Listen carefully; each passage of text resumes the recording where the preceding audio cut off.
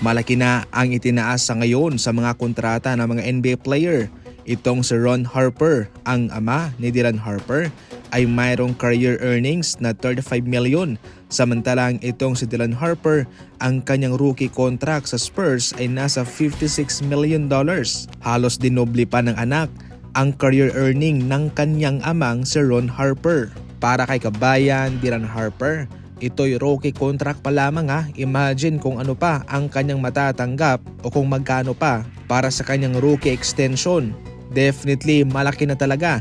Ngayon marami ang nagtatanong kung bakit nga ba lumalaki nga ho ang mga kontrata sa NBA. Hindi katulad noon sa 90s era. Well, sa pagdaan po ng taon ng dekada ay lumalaki din po ang kinikita ng liga at mas lumalaki rin ang mga deal na kanilang nakukuha sa mga broadcasting partner nila sa mga TV deals. Bilyon ang pinag-uusapan dyan. Kaya sa madaling salita, kung tumataas ang kinikita ng NBA ay tumataas din po ang mga kontrata ng mga manlalaro. Maliban sa mga mamahaling TV deals, global expansion dahil nga hindi lang sa Amerika sikat ng NBA, sa labas pa.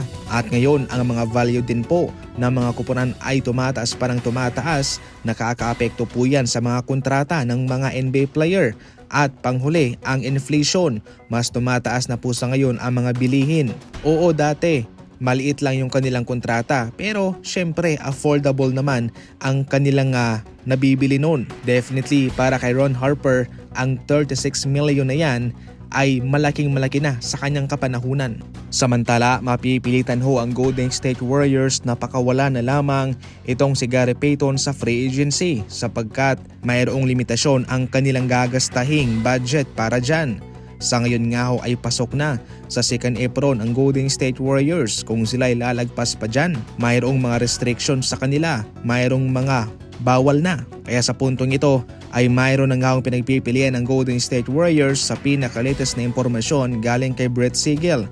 Una itong sa Herb Jones, isang magaling na defender. Sa 2024, pasok siya sa top 5 defenders sa NBA at marami din po siyang posisyong nababantayan. Maliban kay Herb Jones, isa rin po sa mga kinukonsider ng Golden State Warriors ay itong pinsan ni Shai Gilgeous-Alexander na si Nickeil Alexander-Walker. Katulad ni Herb Jones, magaling din po siyang defender. Siya ang primary defender na Jamal Murray at Devin Booker. Pero kung ating babalansehin kung sino nga ba ang mas bagay sa Warriors, definitely sa Herb Jones po. Si Nickeil Alexander-Walker kasi ay hindi masyado nakapagbibigay ng spacing sa opensa. Mas kailangan din niyang humawak ng bola ng matagal kumpara kay Herb Jones na pwedeng mang-off the ball. Sa huli, swak na swak itong sa Herb Jones para pumalit kay Gary Payton.